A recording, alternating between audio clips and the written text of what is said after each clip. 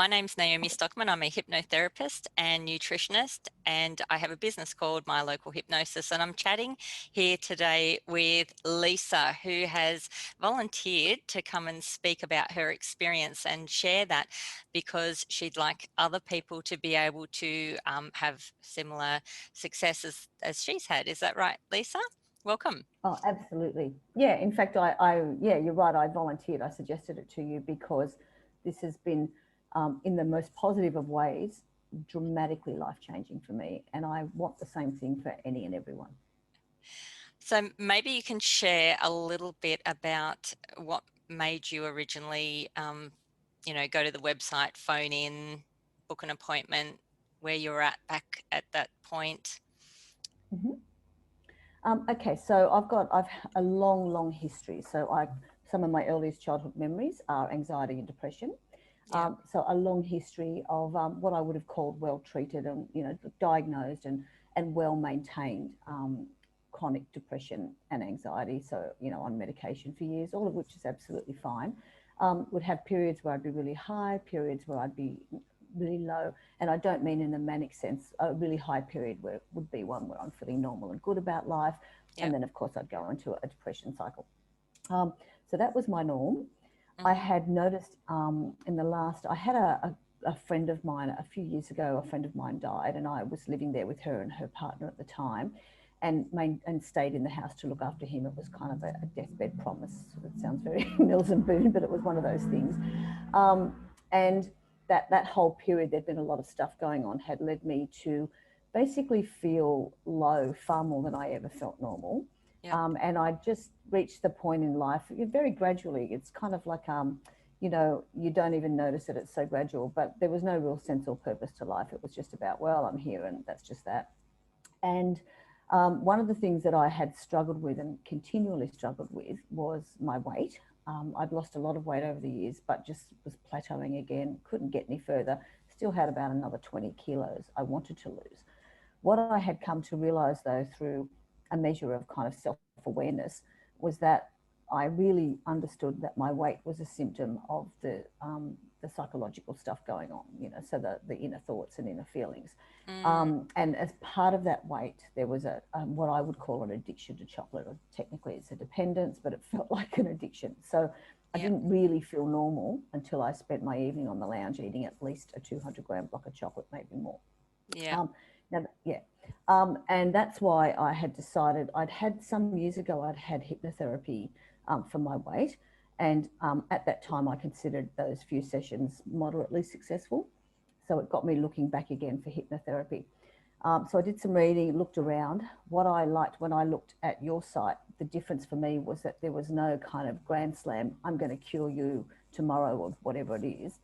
You talked about things holistically, and that sat really well with me. Mm-hmm. And the other thing that was great was that when I rang and the lady suggested I book in, I said I wanted to speak to you first. So you rang me and we had a really long conversation. And I remember at the end of the conversation, even though I'd said I was ringing about, weight loss, and I Mm-hmm. hadn't given you the context that I had that belief that comes from an emotional thing, you asked me a lot of questions. We went into a lot of detail. And at the end, you offered me what you thought was the best program for me, even though it was not what I was asking for.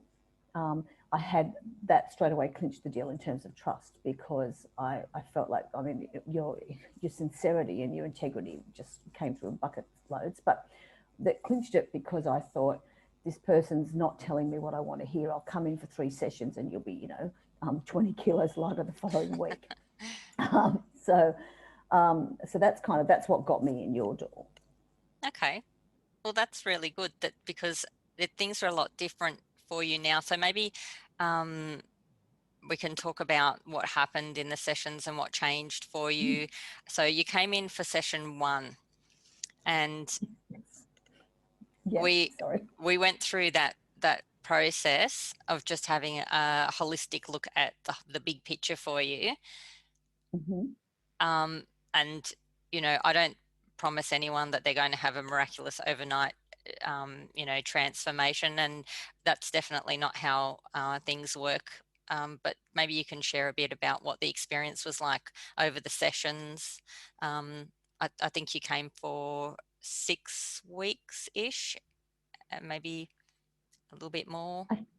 Yeah, I think in total I had 7 sessions, but there were 2 that were a fortnight apart, something Yep, like that. yep, that's right. Yeah, and that was because I said to you, I don't want to stop. This is so positive. I want to keep going.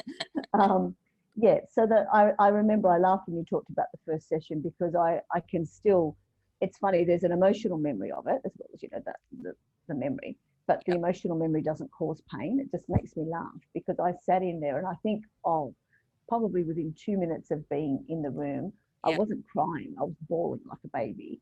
And I was just, and it was something about, I can't, the only way I can explain it is just to say it as I thought, I felt incredibly safe with you. So for whatever reason, and I, you know, for me, it's you, obviously, and the way I perceive you, but it's also that I think the universe gave me this wonderful gift, because I was looking for it, and I'd yes, had enough, you know, deep down, I'd had enough of my life, and I'd had enough of living with feeling like yep, I'm done. yep, So I get into the room with you, and I just poured it all out. And that first session revealed that my self-loathing was almost off the charts. I absolutely hated myself. I believed I believed that I had no right to seek happiness, no right to want good things, mm-hmm, and that came from, you know, a really really low self-esteem. yep, Clearly, there's still emotional attachment to it. Um, and that person, you know, and I do it. The way I feel about it is, it's like, when I remember it, it's like watching a really sad movie that has a yep, happy ending, because the person I was in that room was just, no purpose to life. You know, I'm here, I'm stuck here. I'm not going to kill myself because that will upset everyone around me. No mm. sense of a future. Just get through and muddle through. And but clearly, I wanted help, which was awesome. And Um, and it was so important from me meeting you that first time to know that you were really ready to take those steps and to make change. yeah. Yep. And to really Oh look at yeah. it honestly, like be 100% willing to be honest. Yes, and I was, and that was great. And you created, like you did. I can't pin that on anything other than you were very good for me at creating that space where there's complete honesty. You didn't coddle me. You didn't kind of go, oh, there, poor little thing. But there was no sense of anything other. What it was, you completely and utterly accepted the state that I was in. So because there was just such an open acceptance of the fact that this person is an absolute mess at the moment, with no sense of this person must be a mess all the time, it gave me the freedom to get out all the poison, really. Um, and what I recognized was, in that moment, I didn't know it with clarity until I was sitting in that room, was that I really hated my life. And yes, I was ready. I had reached the point of, there's got to be something better out there for me. There's got to be a better way. And there was no sense. I think part of what it was for me is I had no sense of being a victim. I I didn't was see going to say myself. that. Yep. Yeah, I Because didn't you see were myself. ready to take accountability to make change. Yeah, that was so good Yeah, and powerful. yeah. Oh, Yep. and it was. I mean, that was the one thing. I think that was probably the one thing holding me together, and the reason I went searching for something outside of the mainstream, you know, therapy, was because I understood that only I could affect change. And Yes. I still, you know, I understood that that's not on anyone but me. If I want things to change, I've got to change them, and that means I have to do something differently. And hypnosis was the first step, and finding the right person was the fundamental step. Yep, So that that's right. first day, yeah, was a recognition of, you know, basically, if you want to talk about baselines, things were really shit and had been shit for a long time. And I wanted to get up out of that and have a good life. Yes. So tell us a little bit about where your life is at now, because Okay, I'm excited well, about this part. This part's fabulous. And it oh, was really, from just to share a little bit from my point of view, the watching the journey of transformation um, is so powerful and inspiring. Like, you inspire me with the changes that you've made. It's really positive. So thank where you. are you at now? Okay, so now I have moved out of where I was living, so that the Yeah. house that I was living in with the guy whose wife had passed away. And to be clear, he and I are very good friends. So I was really close friends with both of that couple, not just one of them. Yep. I refer to him as my brother from another mother, and I am his sister from a different mister. So it's, it's a really close relationship, which That's of so course good. has challenges.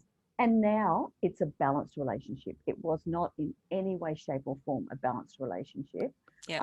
And it's only become balanced since I've had therapy, with you, and I've recognized that I'm an amazing person. And I mean that insofar as we are all amazing people. And that's a belief. It's funny because I've always held the belief of people in general that regardless of what we do and our actions, at the core of our being, of being human beings and being at kind of the top of the being chain, we are amazing and we have so much potential. The difference is that until I went through this process, I believed myself an exception to that rule. So everyone else Mm. around me is amazing and deserves, but I don't. And now it's not a thinking or a hoping. I know, like I know what I know, what I know. And I know I am an incredible human being who stuffs up regularly, who gets things wrong, who, makes decisions and falters on them here and there. And that's all part of what makes me amazing. That's nothing to be ashamed of. That's Um, exactly right. And yeah.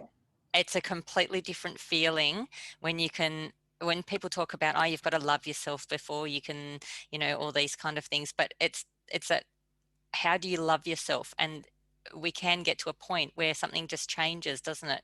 And we just Oh, can yeah. love ourselves and accept ourselves the way we are, faults and all.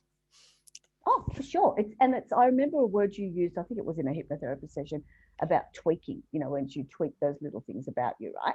Yeah. And it's funny because a lot of those things have stayed with me, and which is wonderful. But I get that. So now, like I recently, and can say it completely happily, because, I'm studying, I recently got back an assessment, which is worth 40% of my final mark, and I Yeah. failed it. Okay. First time I've first time I've failed anything, like in terms of at this level. Yeah. And instead of being gutted and devastated, I was like, well, that's a bummer. Okay, so what I need to do is improve on this.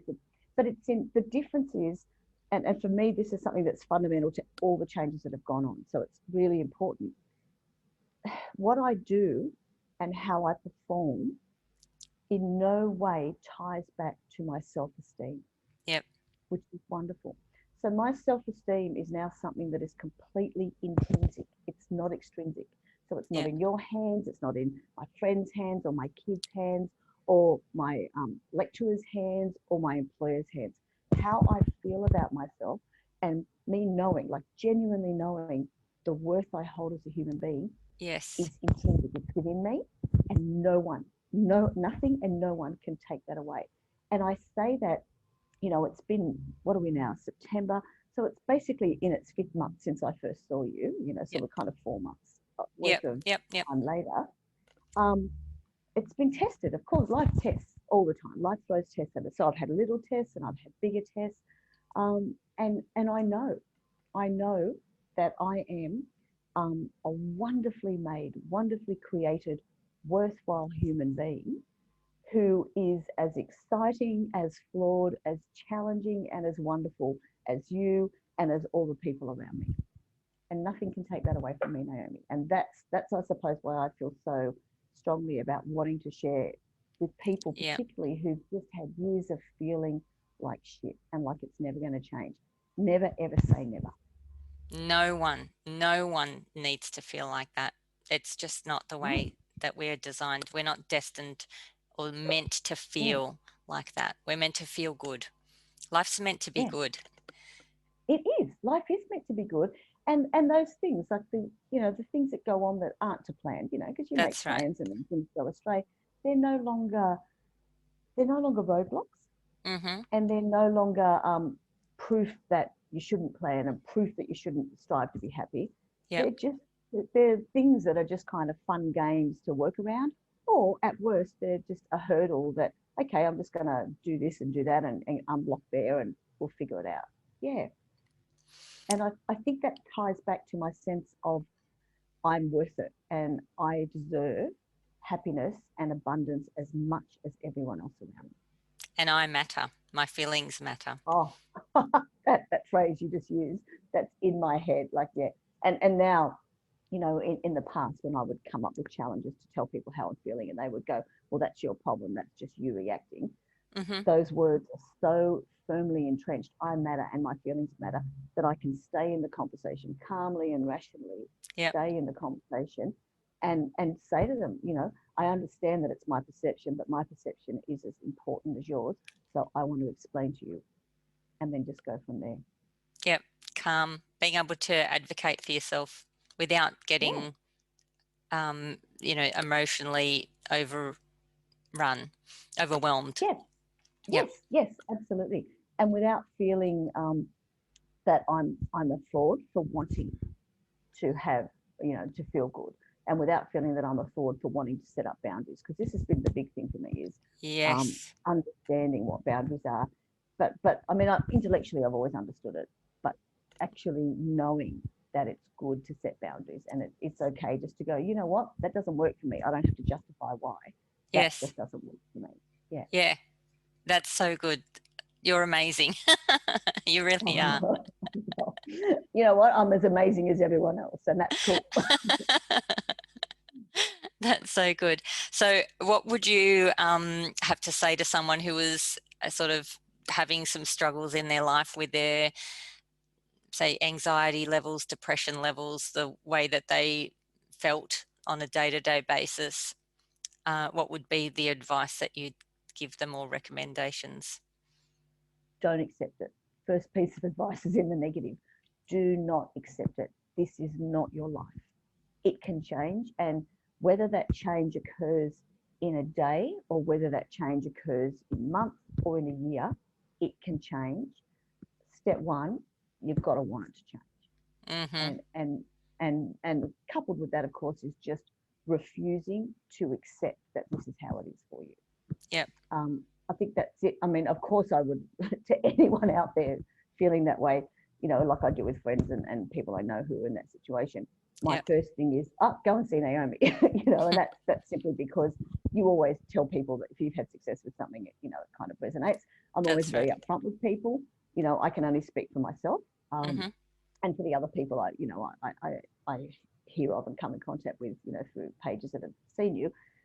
But hypnosis, and it wasn't just hypnosis, I think to say that you just do hypnosis um, really almost undermines what you do, because it is, I've having had hypnosis before, completely different. The form of therapy slash coaching that you do, and using hypnosis and other tools that you have, um, for me, completely, it has washed away, like it's gone. My anxiety has gone. I get worried about stuff here and there, and then think it through and talk it through, and I know that it's going to be fine. I get concerned about stuff, and concern's a natural thing. You know, if I hear a loud bang in the backyard, I don't go, oh, it doesn't matter. No. I'm still, I'm not impervious, and I'm not sort of suddenly going, nothing matters. It's it's very hard to articulate it Mm, quickly. But I suppose back to the question, what would I say to those people is seek help, get help. mm-hmm. And for me, the thing that was so fundamentally amazing about the hypnosis is when I'm now having a moment of doubt, so when I feel self-doubt or I start to feel negative, Mm-hmm. what goes on in my mind that I can attribute wholly and solely to the hypnosis is that's a lie. I'm believing a lie. Yep. It's that. So there, I believe, for me, I believe that my depression and my anxiety is absolutely linked to having, since I was probably a 2 or 3 year old child, believed a very detailed script about me and about my life that was a complete and utter lie. And that's true for a lot of us, isn't it? We believe something and we never question it, whether is that really true. Yeah. Yes. It's And very I think when strong. things, oh, it is, and it's binding. You know, it absolutely binds you to behaving as though that's the truth. Mm, And that was the big thing for me. So the key to the change wasn't that you and I sat down and said, right, okay, so let's make a list and 20 things, and this time next week. It wasn't any of that. It wasn't that structured, you know, 7 steps to be the best person on earth. yeah. It was just, the fundamental thing here was just recognizing the lies that I believed. And so now when something's occurring and I have self-doubt, or I start to have self-doubt, it doesn't actually take seed, because it's like even this, this failing this subject, right, or this assignment, that's Yes. 40% of my mark, so it means I'm going into my finals in a couple of weeks, close to the bone. The fundamental difference is that when I start to think, oh, you failed that, you'll fail the final, it's a lie. It's an absolute lie. And I get that it's a lie. And the reason I know it's a lie is because I'm in charge of what happens in the future. And that subject and that exam is in the future. That's And right. just like I now have a 5-year plan. I have a really clear 5-year plan for my life. I've never had a plan for my life, ever, because I just have never thought to plan, simply because although I would have plans for other people's lives, for me, a plan is about self-belief and Yeah. acknowledging that we're going to move forward. And I've never felt that I deserve that. Yeah. That's excellent. And just the way that you've changed your internal dialogue, because we all speak to ourselves and we don't Mm-hmm. necessarily consciously hear what's being said, but it affects how we behave.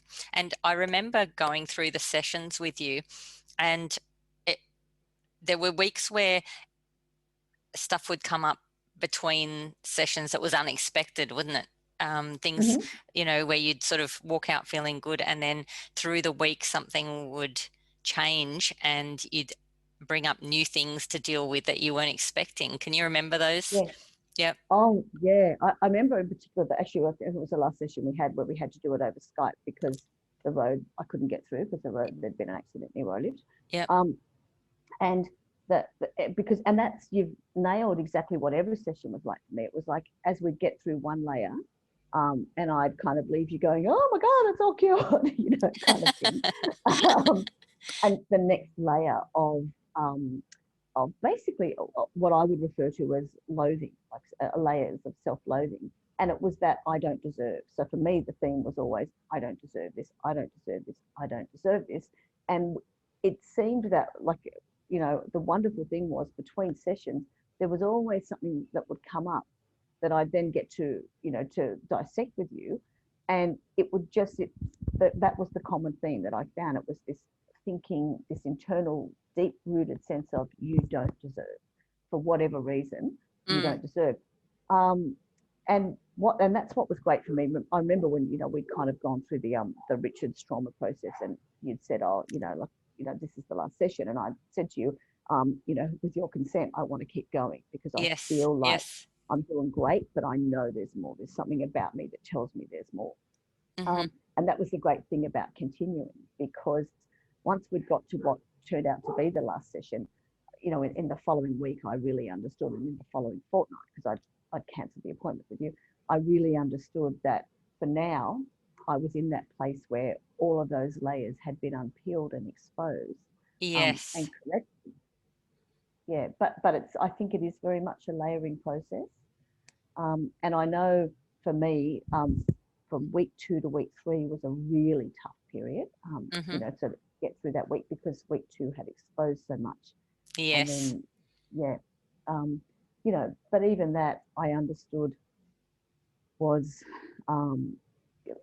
in terms of where I'd come from and what had gone on, it made sense that it was so much more, it was a cathartic, even though painful, it was very cathartic. And one of the things that I say to people is that the problem is never really the problem. So if somebody has a problem with chocolate, like you were saying earlier, Yeah. it's quite surprising what actually comes up when we actually finally got to address the chocolate, wasn't it? Oh, absolutely. And man, I tell you what, the way you dealt with that, because what I love about your sessions, I think that every session was the same. It wasn't like, get in the chair, right, let's hypnotize you. You just ask question and ask question and ask question and ask question. And while you were scribbling furiously and clearly listening, you'd then come up with a script that was just tailor-made. The only way to describe it was really tailor-made to what you'd uncovered through asking questions.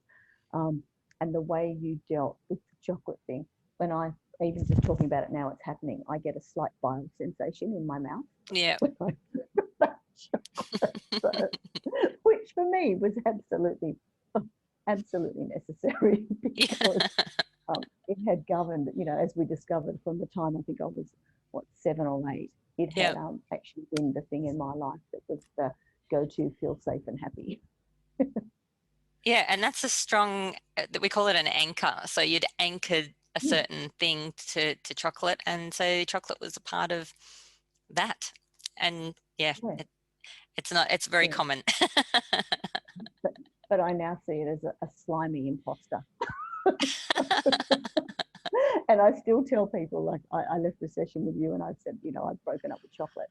I still tell people when they're like, oh, because people will naturally want to buy me chocolate. And it's been a bit awkward because I've had to, give chocolate away to people. And I'll say, oh, I'm so sorry, I've broken up with chocolate. We're never getting back together. I get a few eye rolls, but it keeps them guessing. But I think in terms of your question, what would I say to people Mm. or to someone? The thing that, and because I've got a girlfriend, I've been talking to about this. If people want to change and they want to get help, then when they've picked the person they trust, assuming that's you, or even if it's not, when they've picked It that always method has and to that be the person, right person. Yeah. yeah, for sure, it has to be. One thing is, if you first go, it's not the right person, don't give up on the process. Find the right person. So Yes, don't give definitely. up on yourself that quickly. But the other thing is, if you want it to work, you've got to be honest. Be really, really honest. So when that person may ask a question of you that just gets this flight or fight response within you, don't run. Mm, you know, mm. be really honest, and that's why it is so important to whoever that person is that you feel 100% safe. In terms of knowing that that is a safe space and that is a safe person. Yes. Yep. It's got to be a safe space, and it has to be, your unconscious mind has to be ready to process things, because Yeah. our unconscious has that one job to keep us safe. And if it's saying, well, no, it's safer for you to be depressed, you're not going to have progress. So Yeah, yeah, yeah, and timing. And this is the thing for me, timing. It was clearly the right time. yeah. I still do believe though that the universe was very good to me and just sort of, because I was looking, it just went right. Okay, you're finally ready. I'm going to lead you to the very easy path of Naomi. Mm. But yeah, and I think the honesty. I even remember after our first hypnosis, so I still remember sitting in the chair like I'd been bawling for the whole session, and then we did a quick hypnosis. And I can still remember sitting, because it was on different premises, sitting in that room in the chair. And while you were doing the hypnosis, and I was just so anxious and so stressed and so freaking out that I'd been really honest with this person who I just met, I can remember consciously doing the diagram in my head about where my handbag was in relation to where I was sitting. So that I could, and throughout the hypnosis, like as you were doing it, thinking, right, I could do it now because I had so much adrenaline pumping. I could do a runner. Just like grabbing my handbag.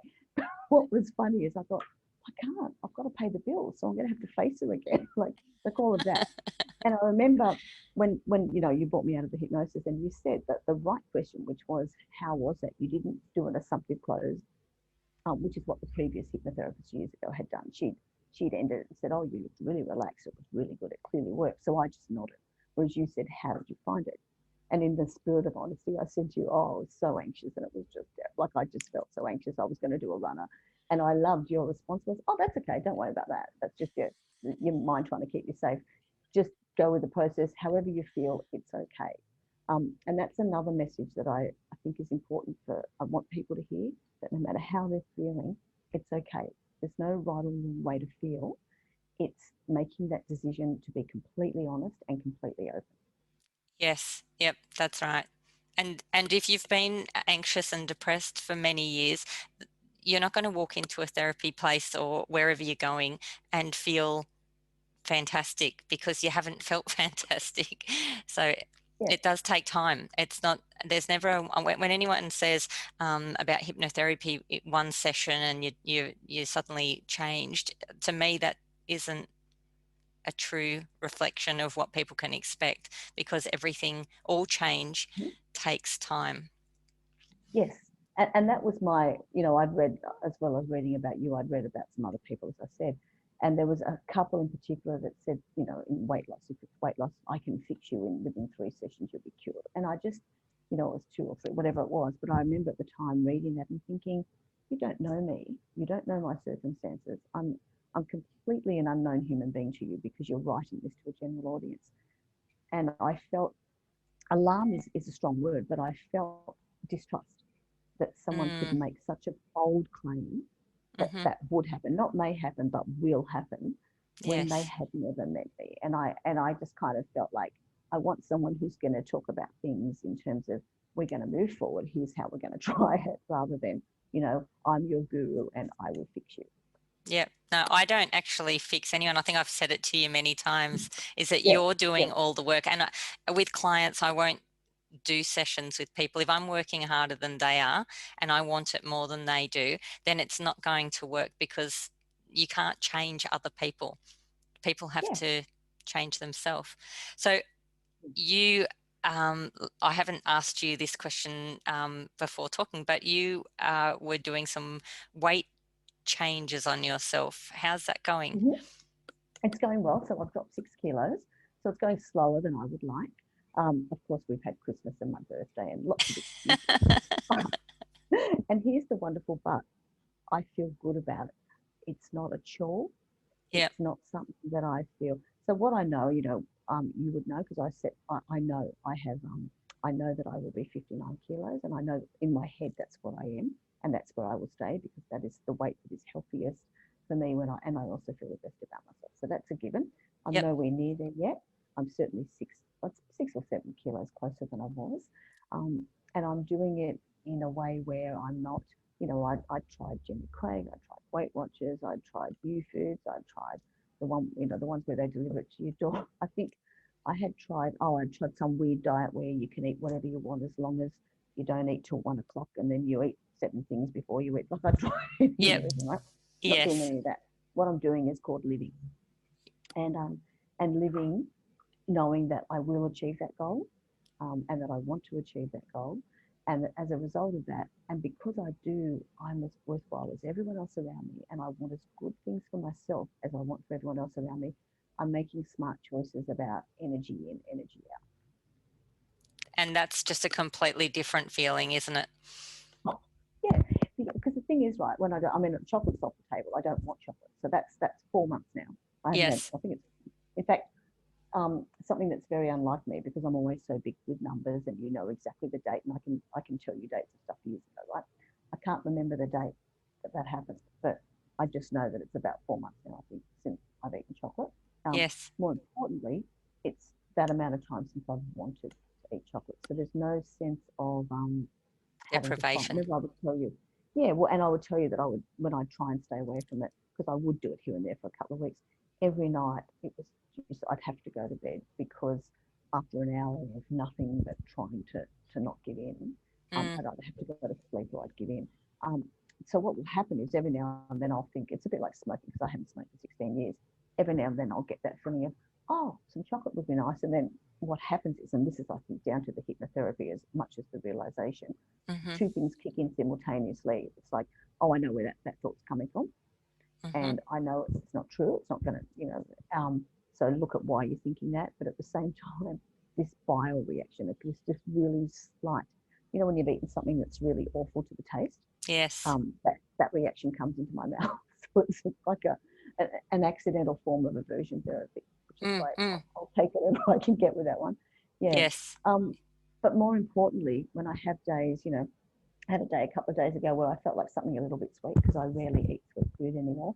So I did. I had a couple of bars of this thing I bought for someone that was like an apple slice or something. But Yep. there was no sense of defeat or guilt or anything else attached to it because I get to make those choices. I'm in charge, and it's really important that it's a balance thing and that I enjoy the journey because I'm on a journey of weight loss, just as I'm on a journey of having goals and doing whole new things. It's important that that journey is enjoyable, and I get to choose that journey. Mm. Well, is there anything that we haven't covered? Um, no, I don't think so. The thing that I really want for people to understand is, for me, it was basically, I think I have about a 3-year-old child memory, and it's a really anxious one, right? So for 52 years at least of my life, or 52 and a half, I had experienced what I understand and knew was severe anxiety and Mm-hmm. depression. I can remember, from the age of 6 thinking about death and why wouldn't that be better and that kind of stuff. We're talking of 50 years at least of severe depression. Yep. And I've been treated. And when I met you, I was still, I'm no longer, I was on antidepressants. There's nothing wrong with that. It's important to be treated for things, you can't. But so for anyone out there thinking, oh yeah, but it's easy for her, or oh yeah, but don't. Mm-hmm. I would just really strongly encourage you to do yourself a favor. Like, love yourself enough to say out loud, as I still do, when those negative voices come into my head, I just say no. Just No, no. that's Yeah. right. So fight to be happy. If it's a fight that it takes, Yes, or energy, do it because you deserve it. Hands down, you deserve it. that's right. We all do. We all deserve it. Yeah, And yeah, yeah. and when we get a diagnosis, sometimes, like if people are struggling in life and they get a diagnosis of, you know, generalized depression disorder or whatever it is, sometimes that can feel like a relief, like, because there's now I've got a reason why this is happening, and I can take some medication, and the medication gives you some relief from that. So one of the lies that is really important in order to let go of that situation and create something new is being able to know that that too is a lie, which Yes, I mean, look, yes, it's been. That's the other thing. When was it? I think it was October. I think we're probably about 4 weeks in where I went and saw my doctor and said, I want to come on. I just don't need my antidepressants. I know that I don't need them anymore. mm-hmm, And she knew what was going on, and because she's known me for a long time, so she said, okay, well, let's give it a go. So we're now, I think, probably entering the 4th month, so 3.5 months in, yep, being off antidepressants. And what you talked about a minute ago in terms of believing the lie, my background is 25 years ago, I was in the psych hospital. So I was admitted, and when it was a nice psych hospital because it was a private one, but mm, they were lovely, caring people who assured me that I would, for the most part, be spending the rest of my life in and out of psych mm, because of my anxiety and depression. So don't let people limit you. Don't let well-meaning, well-intentioned people limit you. And don't give up. Just seek to be happy at any healthy cost. Seek to be to really believe in yourself and know that there is yes. a great life there for you. Yeah, because I've got one. I've already got one, and it only gets better. I have a great life, and it only gets better. And on that note, chanting. That's the other thing I forgot to talk about. Yes, Chanting for me, I still do it. I do it every day. I have a day here or there where I kind of go to bed and realize I've forgotten, and then I do it twice the next day. For me, it's really, really fundamental to. It underpins the changes that I've made, and it's a really simple thing to do. There's no hard and fast rules. It's just really simple, and for me, is something I look forward to. did you use the method in my book to create your chants, and did modify? Yep, okay, yep. Yeah, I'll and I just got you to help me because Yeah, we So did. We um, did some in the sessions, didn't we? yeah, yeah, yeah.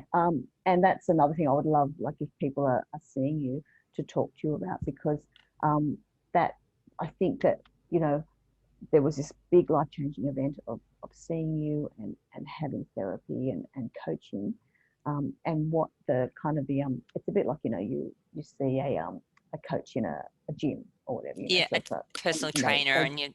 Yep. yeah, that's the word. Yep, they give you the tools, they equip you. But if you don't keep going back and doing the stuff, you lose it. And for me, that's the chanting. The chanting is the going back and doing the stuff. And whenever I want to, that the tape that you recorded for me, the long hypnosis session that you recorded, Yes. I, Yes. I know which bits now. I know, like at minute 19 and 20 seconds, for example, I know to go and listen. I listen to that in short spurts as well. When I'm feeling like, okay, things are coming up, things are going on, there's Yes. some challenges here. And it's just a real, you've got this moment for me. So a hypnotherapist, or any therapist for that matter, you don't go there to get fixed. It's not like taking your car to the panel beater and then it comes out all shiny. It's more like you go to a workshop and you're given a bunch of tools, and you go home and you use those tools the way that you've been taught. And that's what makes the Yeah, change, when somebody is willing and will take step into their own power to choose and then be accountable for doing the work. And it's just easy stuff, isn't it? It's not hard. It's Oh just no. being consistent. Yeah, absolutely. And it's evolved. It evolves. Like my chants, I probably every week I add something, take something out that's no longer, done that, been there, done that. That's great. What's next for me? Yes. Because that's what life is. It's just a constant moving. Can you And it can you is. can you think of an example where there's been something that you've been chanting and then you've seen the result already within the few months that you've been doing it? Um, yes, well, the job. So I'm working. So I quit my job. Not long. I quit it, but except I'm doing 1 day a week there. Yes. But in terms of the financial stuff and the, it's more. It's not even that it has been achieved, because a lot of the chanting for me was about um, feeling confident, knowing it will happen, Yes. feeling good about things. Yes. And as I find that those things are no longer a barrier um, to my goal and to moving forward. But certainly, I mean, a big one, as you know, was diet. So I had this whole big chant going on about, you will feel like this food, you will want to do this, you will drink water. Look, Hmm. I don't need to listen. I've stopped listening to that, because that's tangible, and that's been realized for me. So Yes. when I started the process, Yes. because I was all about my next fix of good old takeaway, well, not takeaway, but like really nice Thai food, or this food, or that food, and Hmm. food. So one of the chants I started for myself, I identified that the underlying thing was that I was living to eat instead of Mm. eating to live.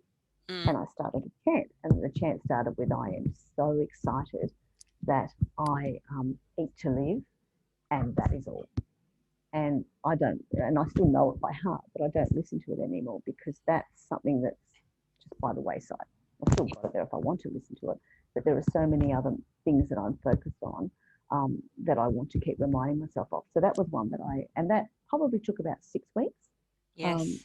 but it got there, and it just became a natural. So food is no longer a focal point of my life. Food's great, and I enjoy it. And when I go out, I'm not going to order something I don't like. Um, and if I want that sweet because it's there or something, great. Yeah. But what's happened is I'm no longer thinking about my next fix. Yes. That's huge. That's huge. That Yeah, would be a yeah, huge message for a lot of people. yeah. Freedom.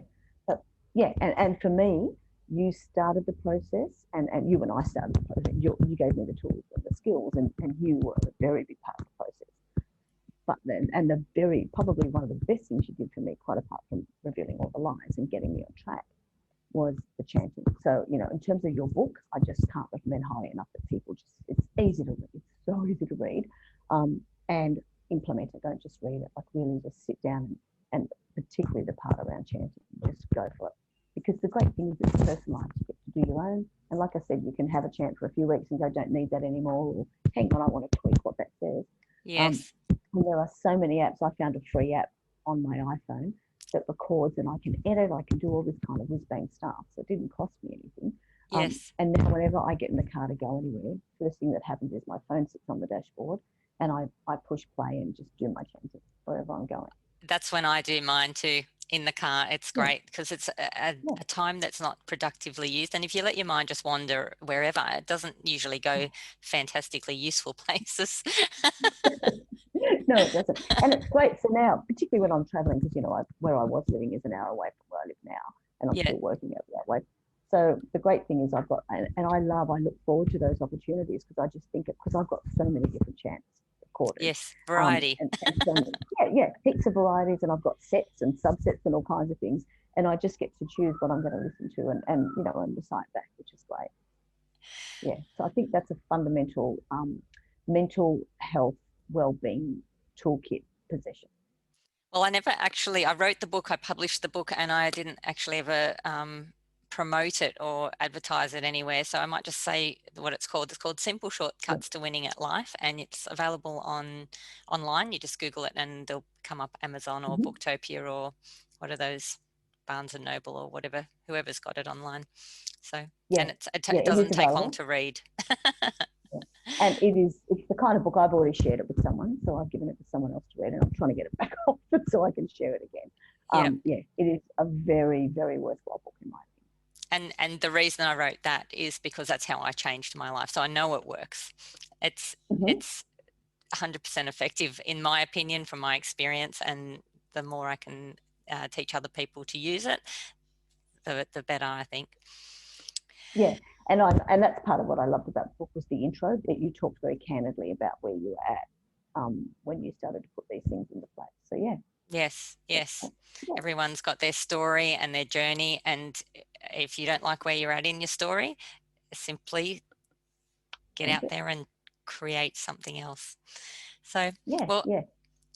I'm so glad we finally made time for this chat, and so that I can, get it out there to the other people that might want to hear it, wherever the universe takes it, to whoever needs it. And we might wrap it up there unless you've got something else to share. No, it's great. Just never give up, people, ever.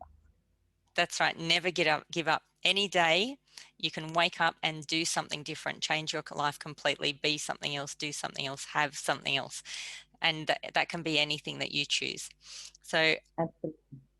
thank you so much, Lisa, for being so open and so willing to share with everyone, and for being just such a wonderful, receptive client.